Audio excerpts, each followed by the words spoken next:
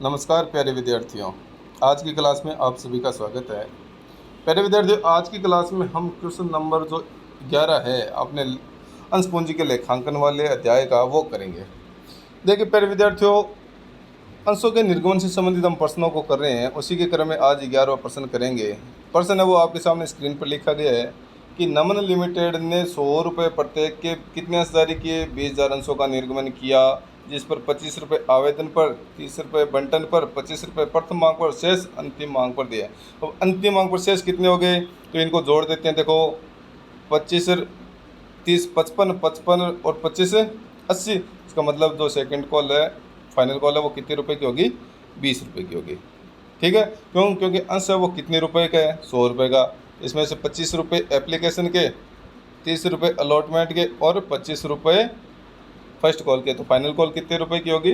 20 रुपये की। ठीक है, अब देखिए आगे बढ़ते हैं कि अनुबा जिसके पास 200 अंश है ने आवंटन राशि और मांग राशि का भुगतान नहीं किया। देखिए अनुबा ने अलॉटमेंट का भी भुगतान नहीं किया और मांग राशि का भुगतान भी नहीं किया। आगे चलते हैं। कुमकुम जिसके पास 200 अंश है ने दोनों मांगों का भुगतान नहीं किया। यानी कुमकुम ने तो सिर्फ दोनों मांगों का भुगतान नहीं किया, लेकिन अनुपय उसने मांगों की राशि भी नहीं चुकाई और अलॉटमेंट की राशि भी नहीं चुकाई। संचालकों ने अनुबा और कुमकुम के अंशों का हरण कर लिया। रोजनामता प्रविष्ट करें। देखिए पहले हम अंशों का निर्गमन करेंगे और जिन अंशधारियों ने, जिसमें अनुबा के पास तो कितने हैं? 200 अंश और कुमकुम के पास कितने अंश है? 100 अंश। तो इनकी जो राशि है वो कॉल्स इन एरर, यानी हमें प्राप्त नहीं हुई, बकाया मांग रहेगी इनकी राशि में प्राप्त नहीं। तो इनका हम क्या करेंगे? समायोजन करेंगे प्रविष्टियों में और इनके अंशों का क्या करेंगे? हरण करेंगे। तो चलिए देखिए किस प्रकार से इनकी लेखा प्रविष्टि होती है। पुस्तकों में जनरल प्रविष्टि बनाती है इसकी। क्वेश्चन नंबर 11 कर रहे हैं प्यारे विद्यार्थियों। Books of Naman limited journal हो गया। अब देखिए हमने कितने अंश जारी किए थे? 20,000 अंश जारी किए थे। तो हमने देखा कि जो एप्लीकेशन पर राशि है वो कितनी है? 25। अलॉटमेंट पर कितनी है? 30। और फर्स्ट कॉल पर कितनी है? 25। तो सेकंड कॉल पर या फाइनल कॉल पर कितनी होगी? 20। तो अभी हम कर रहे हैं प्रविष्टि एप्लीकेशन की। तो एप्लीकेशन की प्रविष्टि है वो होगी bank account debit to equity share application account.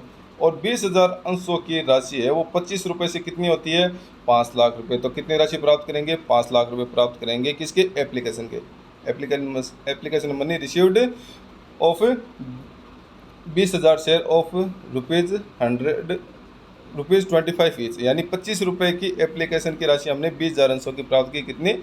5 lakh रुपये। ठीक है, तो ये इसका नरेशन हो गया। अब इस राशि को हम किस में ट्रांसफर कर देंगे? कैपिटल में ट्रांसफर कर देंगे। तो अगली जो प्रविष्टि होगी equity share application account debit to equity share capital account. पहले विद्यार्थियों आपको पता होना चाहिए कि हमारी जो भी एप्लीकेशन की राशि है, अलॉटमेंट की राशि है, फर्स्ट कॉल की राशि है और चाहे सेकंड कॉल की राशि है, ये सभी राशियां हैं मिलकर क्या बनाती है? कैपिटल बनाती है। तो इन सब को ट्रांसफर किस में करते हैं? कैपिटल अकाउंट में करते हैं। ठीक है, इस चीज़ को समझ रहे हो आप कि एप्लीकेशन भी किसका हिस्सा है? कैपिटल का। अलॉटमेंट भी क्या है? कैपिटल में जाएगा। फर्स्ट कॉल भी क्या है? कैपिटल में। और सेकंड कॉल भी कैपिटल में जाएगा। तो इन सभी को जब ट्रांसफर करते हैं या ड्यू करते हैं तो इसमें कैपिटल अकाउंट क्रेडिट करना है हमें। ठीक है, तो ये हो गई प्रविष्टि एप्लीकेशन की। सेकंड जो प्रविष्टि होगी अलॉटमेंट की, तो 20,000 अंश ने निर्गमित किए और अलॉटमेंट की राशि है वो 30 रुपये है। तो राशि कितनी बनती है? 6 लाख रुपये। तो पहले इसके ड्यू होने की पुष्टि करते हैं। Equity share allotment account debit to equity share capital account कितने? 6 लाख रुपये। ठीक है, अब हमें ये ध्यान रखना है कि हमारे पास दो अंशधारी, एक तो अनुबा है, एक कुमकुम है। अनुबा के पास 200 अंश है जिसने allotment, first call, second call की राशि नहीं दी। और कुमकुम के पास 100 अंश है जिसने फर्स्ट कॉल और सेकंड कॉल की राशि या अंतिम कॉल की राशि का भुगतान नहीं किया। ठीक है, तो हमें अलॉटमेंट की राशि तो 6 लाख प्राप्त करनी थी, लेकिन अनुबा जिसके पास कितने अंश है? 200 अंश है और उसके 30 रुपये से राशि कितनी बनती है? 6,000 रुपये बनते हैं जो उसने नहीं दिए। ठीक है ना, तो 6 लाख में से अनुबा के जब 6,000 घटा देते हैं तो हमें नगद राशि कितनी प्राप्त होगी? 5,94,000 प्राप्त होगी। तो देखिए इसकी प्रविष्टि कैसी होगी? Bank account debit 5,94,000, calls in arrear account debit 6,000 और किसकी राशि प्राप्त करें? अलॉटमेंट की। तो to equity share allotment account 6 lakh रुपये। ठीक है, अब 5,94,000 कैसे है, तो आपको पता होना चाहिए कि अनुपा के पास 200 अंश थे जिसने 30 रुपये के हिसाब से अलॉटमेंट की राशि नहीं दी, तो कॉल्स इन एरर तो 6,000 हो गए, और 6 लाख में से 6,000 प्राप्त नहीं होंगे तो नकद प्राप्त कितने होंगे, 5,94,000 प्राप्त हो जाएंगे। ठीक है, चलो फर्स्ट कॉल की ड्यू की पुष्टि करते हैं। तो ड्यू करने पर पुष्टि क्या होगी, equity share first call account debit to equity share capital account 20,000 अंश है, फर्स्ट कॉल की राशि है वो कितने रुपए, 25 रुपये, तो 25 से गुणा करेंगे तो 25 दूनी 50, 5 लाख रुपए, कितने हो गए, 5 लाख रुपए। तो ये हो गया फर्स्ट कॉल मनी ड्यू। ठीक है, अब जब हम राशि प्राप्त करेंगे फर्स्ट कॉल की, तो हमें पता है कि 200 अंश तो थे किसके, अनुपा के, 100 अंश किसके हैं, कुमकुम के, 300 अंशों पर हमें क्या प्राप्त नहीं हुई, फर्स्ट कॉल की राशि कितने रुपए, 25 रुपये, तो 25 या 75, कितने रुपए प्राप्त नहीं हुए, 7,500 रुपये प्राप्त नहीं हुए। तो रुपए कितने प्राप्त होने थे, 5 लाख रुपए प्राप्त होने थे, जिसमें से कितने प्राप्त नहीं हुए, 7,500, इसको घटा देंगे तो नगद कितना प्राप्त होगा, 4,92,500 रुपये प्राप्त होंगे। तो देखिए प्रविष्टि किस प्रकार से की जाएगी, प्रविष्टियों की प्राप्त करने की, bank account debit 4,92,500, calls in arrear account debit 7,500, तो किसकी प्राप्त करें, फर्स्ट कॉल की to equity share first call account, first call की कितनी राशि है, 5 लाख रुपए, लेकिन हमें प्राप्त कितनी होगी, क्यों, क्योंकि 200 अंश अनुपा के, 100 अंश कुमकुम के, तो कुल अंश कितने हो गए, 300, और राशि है वो कितनी है, एक फर्स्ट कॉल की 25 रुपये, तो 25 या 75, तो 7500 प्राप्त नहीं होंगे तो नगद कितना प्राप्त करेंगे, 4,92,500, क्योंकि 5 लाख में से ये 7500 जो कॉल्स इन एरर है वो हमने घटा दिया। ठीक है, तो उसके बाद में हम सेकंड कॉल की मांग करते हैं, अंतिम मांग की मांग करते हैं। तो हमने देखा था 20 रुपये, कितनी है, 20 रुपये, तो equity share second call account debit to equity share capital account 20,000 अंशों की मांग करते हैं 20 रुपये से, तो राशि बनती है 4 लाख, कितनी, 4 लाख। तो जो सेकंड कॉल ड्यू होने की पुष्टि वो क्या होगी, equity share second call account debit to equity share capital account, राशि कितनी आ गई, 4 लाख। कैसे, 20,000 को 20 से गुणा कर दिया तो कितने रुपए आ गए, 4 लाख। अब हमें पता है कि अनुभा तथा कुमकुम दोनों ने भी 300 अंशों की राशि का भुगतान नहीं किया, जिसमें 200 अनुभा के और 100 कुमकुम के, और जो सेकंड कॉल की राशि है वो कितने, 20 रुपये, तो कितने रुपए प्राप्त नहीं हुए, 6,000। राशि कितनी प्राप्त होनी चाहिए थी, 4 लाख रुपए प्राप्त होने चाहिए थे सेकंड कॉल के, जिसमें से 6,000 रुपये कॉल से एरर है, तो नगद कितना प्राप्त होगा, 3,94,000 रुपये हमें नगद प्राप्त होगा। तो देखिए सेकंड कॉल की जो प्राप्ति की पुष्टि है वो किस प्रकार से करेंगे, बैंक अकाउंट डेबिट कितने, 3,94,000, calls in arrear account debit 6,000 रुपये, और to equity share second call किसकी प्राप्त करें, सेकंड कॉल की प्राप्त करें, तो equity share second call account, ये 4 लाख रुपये है वो मैंने ऊपर गलत यहाँ लिख दिए हैं, वो इस कॉलम में आने चाहिए थे, इसको ठीक कर लेना भाई, ठीक है ना। तो 4 लाख रुपए यहाँ आएंगे, यहाँ नहीं आएंगे, इसको काट लेना, इसको मैं काट देता हूँ, ये काट दिया। तो 4 लाख रुपए किसके सामने, इक्विटी शेयर सेकंड कॉल के सामने आएंगे।